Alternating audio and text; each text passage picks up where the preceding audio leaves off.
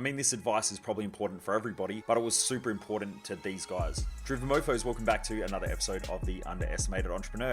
For those of you who don't know who I am, I'm Michael Mojo, founder of Mojo Human Performance Institute, where we focus on business optimization, mindset optimization, and lifestyle optimization for driven mofos. And the reason why I do these episodes is that most people waste their life, and I just don't want you to be one of them. I'm going to tell you about a little story that I had when I was working with a bunch of people who are all in the music industry, and this, I think, was a really, really important reflection on what normally happens when people want to achieve this great lifestyle and then get it. Because there are certain things that happen that cause most people to just destroy everything when they get their goals and when they get their dreams. I was working with a bunch of these people in the music industry. I can't really say too much, but they were professional musicians. They were playing on a global stage, on a world stage, and I was just chatting with them. I was having dinner with them, and we were working sort of in a coach friendship capacity, I guess, in a way. And I was just talking to them, and they had had this amazing career where they'd made lots of money. There was more than one, so there were multiple people who were in the music industry. And I said, there's a very obvious progression that happens most of the time. So when most people start out in music, they have this idea of what music life is supposed to be like, where there's going to be partying, they're going to have heaps of fun. There's normally drugs as well, so they get free drugs, and it seems all fun at first. So you've got alcohol, drugs. Throw in there, these are young men as well, so then there's a lot of sex and a lot of fun. So they go through this lifestyle of traveling, sex, drugs, rock and roll. You know, we've all heard that phrase before. And what will happen is normally they will get to a point where they start playing music because they actually love music. They really enjoy it. It's something that they love to do. They love performing, and they love inspiring people through their music and making people move or feel something through the way that they're generating this music. But then what happens is over time it becomes a bit monotonous. So they're flying quite a lot. They spend a lot of time in airports, stuck in planes. Then you've got the commercial side of it as well, where now they've got to start making money, or they've got to be getting paid. They've got management teams and so on. So there's all this pressure.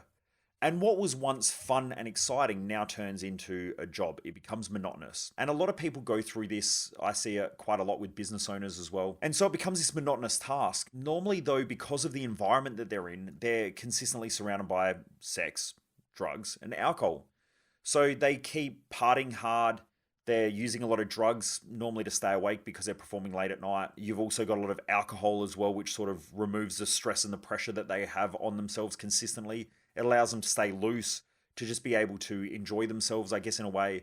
Then there's women, so they get to have a lot of sex and a lot of crazy nights. And so there's all this hedonism, this pleasure, this consistent pleasuring.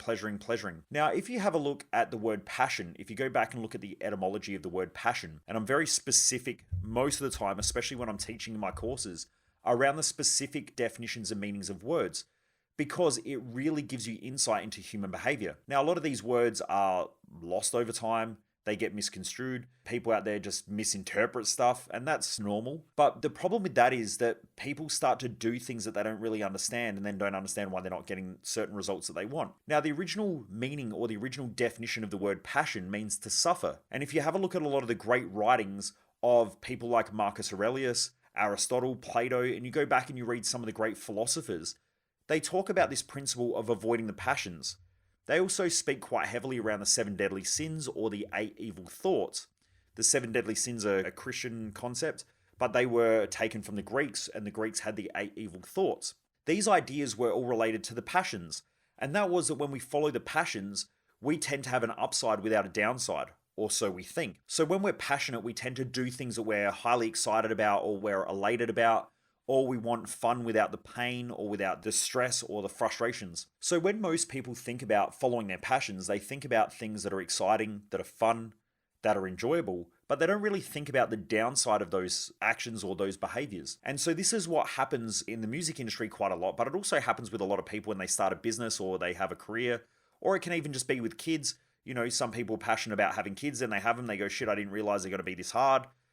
My philosophy is, well, what did you think kids were going to be like? But there are millions of people every year who start businesses. And then after a while, they go, shit, this is really hard. This is really tough. I'm struggling. And I say, well, what do you think it was going to be like? You're like, essentially, business is a competitive environment. Essentially, if I'm your competitor, my job is to take your clients. And my competitors' jobs are to try and take my clients and to win market share. So it's consistent competition. If I can outwork you, outperform you, outthink you, I've got better energy, better enthusiasm, and my value set dictates that I'm more congruent with what I'm doing, then I'm probably going to beat you. And that's the competitive landscape of business. A lot of people follow the passion, but they don't really think about the downsides or the challenges of such a thing, which then can lead them with mental health issues, burning out, beating themselves up, feeling like they're not good enough. And this is normally what people go through when they follow their passions. Hence why the great philosophers spoke about avoiding the passions, and why in Christianity they spoke about avoiding the 7 deadly sins, or the Greeks spoke about avoiding the 8 evil thoughts, because they're all based on excess or overconsumption or the passions. So anyway, my point is that when I was having this chat with them, I was saying about how they were so consumed and caught up in the passions that now everything started falling apart. So COVID really fucked them up heavily because they weren't able to travel, they weren't able to tour. A lot of them had gone to go get 9-to-5 jobs. They just weren't enjoying the music anymore. And so when I sat down with them, I said, look, here's the thing. Very rarely do you ever meet someone who says the key to my success is sex, drugs, and alcohol. Normally, they're the things that fuck up people's lives. And so I said, you're at an inflection point right now. We need to make a decision. And if you decide to make the decision of getting out there and creating great music, loving what you do, and doing it in a way where you accept that there are both sides. There are going to be challenges with touring. There are going to be challenges and a lot of pressure and a lot of stress of doing what you do, but you actually love the music. You love inspiring people through your music and making them move or feel something through what you gift them. Then you'll love what you do. And the difference between love and passion is that when you love something, you accept both sides. So when a parent loves their kids, they know that their kids are their best friend or their dream, but they're also their nightmare. When you love business, you understand that business is both your dream and your nightmare. It challenges you to grow, but it also forces you to grow just through absolute sheer pain and through pressure. So when I sat down with these guys, I said, look, you've got a decision to make now. Now you're going to keep doing what you always did, which was just go out there and have fun and run amok. And essentially you ended up before COVID with not a lot of money, with a whole bunch of chaos around you as well, because you were always drinking, you were on, a lot of drugs and things like that. And also there are a lot of girls around you and a lot of women. All it takes is one to fall pregnant and there's fucking half of your income gone, or, a lot of money going out of your pocket as well, and child support and all that stuff. What do you really want? Like, is it about the music or is it about the parties? And they all agreed that it was all about the music. And I said, well, is it about the drugs and the highs, or is it about rocking up and doing the best, most awesome job that you can do? And they said, well, it's about doing the best job. And I said, can you do the best job without drugs and without alcohol? And so when I showed them all this stuff, they actually realized that they enjoy it better when they don't use drugs. They enjoy it better when they're not drunk, because they get to feel the music. They get to understand what's going on around them instead of being so intoxicated that they can't even really figure out what way's up or down. Plus then they wake up with a hangover. They feel like shit. They got to get on a plane the next day. They got to fly out. So they didn't realize how much pain they were in by chasing these passions consistently, and that they weren't really enjoying the music, not because they didn't enjoy the music, but because of all the other bullshit around them affected their ability to enjoy the music, which was the alcohol and waking up with hangovers every morning, the come downs of the drugs, the worry in the back of their mind about, these women around them falling pregnant, or, one of them ending up crazy and psychotic, or dealing with one girl finding out about another girl. And so they had all this bullshit and drama around them. When we stripped all that stuff away, they said, we just love music. Like, that's why we started. And so I worked on just empowering them. I had a session with them and sat down with them and worked on just empowering them to really get clear on what they love, why they love it, and what they're prepared to do in order to reach the top. Since then, they have been absolutely gunning it, and they've been almost producing music every week, just week after week after week after week. And now they're starting to get back out on tour again and all of this stuff. And that was something that they were about to give up and give away and just get a 9-to-5 job, because COVID scared them. They didn't really have any money after years of travel and years of touring. They had a whole bunch of worries, stresses, and concerns. They started realizing that their lifestyle was non-conducive to the way that they really wanted to live. In fact, these people really enjoyed looking after their health. It's just that they fucked it by being on tour all the time and doing what they were doing with alcohol, drugs, and food, and so on. It's important to really reflect on your own life and to figure out where your passions are. Are you following your passions? A lot of people start businesses because of this stupid idea of, I'm going to be able to do what I want, when I want, how I want, and I'm going to have this complete freedom. But that's not what happens. When you start a business, you get a whole bunch of responsibilities. And as the business grows, you need to become more responsible, more accountable, more adaptable, and to focus more on yourself and looking after you as an individual, e.g. looking after your health, looking after your mental health, having time to reflect, having time to think through things. And if you don't do that, you can become crushed by it. And so that's why a lot of business owners, they have this fantasy that I'm going to start a business, everything's going to be easy, I'm just going to make more money than working for somebody else. And then after a while, they realize that they made a bit of extra money, but now they've got taxation that they weren't aware of. They've got to learn all this other stuff about accounting. They have to look over the numbers consistently. They have to deal with staffing problems. They've got to learn how to manage people. They have to learn how to lead people. Then they can't get good quality staff. So now they've got to worry about recruitment. If the industry tightens up, they've got to worry about marketing and sales and how they sell the product and the service. So the business owner has to be quite adaptable. And that there in itself normally shatters their fantasy, and it turns this fantasy into a lot of pain for people. And a lot of people go, well, why doesn't my life look like the fantasy? Maybe there's something wrong with me. Maybe I'm fucked up. Maybe I'm not good. Maybe my business is shit. And so there are a lot of startup business owners out there who want to go and start another business because they think that they're not getting somewhere fast enough. And it just has to do with the fantasies that they have about their business. There are a lot of people out there who have the same fantasies in an intimate relationship, where they will get in an intimate relationship and think that relationships are supposed to be like Hollywood, where you just get along with your partner all the time, everyone smiles, everyone's happy, you get all this just support, which that's not an intimate relationship. The goal of an intimate relationship is to force you to grow. It's to create a balance and some stability in your life. So Jess is my counterbalancer.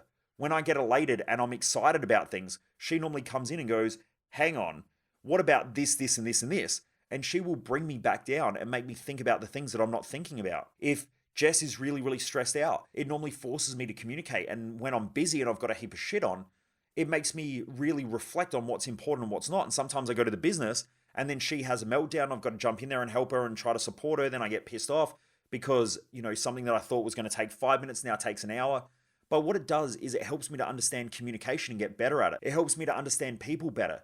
It puts me into situations where I have to think about something long-term instead of short-term and immediately gratifying. So all of this stuff that happens in an intimate relationship forces me to be better in myself. And that's what an intimate relationship is. It's forcing you to create more balance and more stability by creating chaos. And working through that chaos forces you to create more stability and to communicate more effectively, to understand things better. But most people don't think that. They get into a relationship, it's passionate, it's exciting, both parties show the best of themselves, and then after a while you start to notice that they've got all these gaps and these disadvantages. And so there are a lot of people out there who are serial daters, and this is happening more and more than ever now because people on things like Tinder or out on dates, people are getting compared to this idealistic person that doesn't exist on social media. Why would I want someone who's a little bit overweight and doesn't probably look after themselves when I can have a girl with, an amazing body? And then there's also other people out there who have a shitload of money. So therefore, why would I take someone who's average when I can have someone with a heap of money and an amazing body? But then there's also people out there who are great fathers or great mothers. So why would I take someone who's average when I can have someone with an amazing body and also who has an amazing family dynamic and understands people really, really well, but also has the influence of someone who has a large mass of money and all this sort of stuff? And so they're comparing and pushing all these ideas together and then creating this one amazing individual that they're looking for, which isn't really out there. It doesn't really exist. So there are a lot of people who go on a lot of dates who can't find this perfect person, but the perfect person doesn't exist. That's not what you're looking for. That's passion talking. If you're in a relationship, it's about finding love and understanding that you have to grow, that you have to be better. It's not about them, it's about you. And that happens through self-reflection, through self-awareness, but also they will bring out the best in you and they will bring out the worst in you. That's a great relationship. And that takes time to develop. And you've got to work through a lot of shit, both in yourself and in each other in that relationship. But those who follow passions normally end up in a lot of pain. So I will say this at our Thrive Time event, where I bring this up quite regularly throughout that event, is that any day you have a nightmare, it's because you're comparing it to a fantasy or a delusion you have. Anytime you have pain in your life, it's normally associated to an idea or an ideal that's a fantasy. So it's got more upsides than downsides. So you have to live out the downsides, which then means that you suffer. And that's why the word passion means to suffer, or the word compassion means to suffer with others. And the word empathy is sort of taken from that root word, compassion. A lot of people in our society suffer because of the fantasies and the delusions that they create, which then lead to their suffering. So just check in with yourself. Make sure that your lifestyle and what you're trying to achieve in life isn't a fantasy, and that you're setting clear, effective goals, and you understand the challenges and the problems and the frustrations and the stresses associated with the goals that you have. Because if not, you may be one of those people who suffer, just like those musicians who were about to give up everything because they were attached to fantasies, or just like the people who are about to destroy a relationship because of a fantasy or delusion that they have around what a relationship should look like. Or plenty of people out there who start a business and are so mentally stressed out and burnt out because of the mental fantasy that they have around what a business should be instead of what a business actually is, which is essentially waking up every day, getting your ass kicked and solving problems. That's the awesome thing about having a business. And if you love it, that's why you do what you do. Anyway, Driven Mofos, I hope you enjoyed this episode. Please remember to subscribe, to hit that subscribe button and give us a 5-star rating if you enjoy these episodes. I would really appreciate that. Anyway, have a great day. Keep kicking massive goals. And I look forward to you joining me back here once again for another episode of The Underestimated Entrepreneur. Most people waste their life, and I just don't want you to be one of them.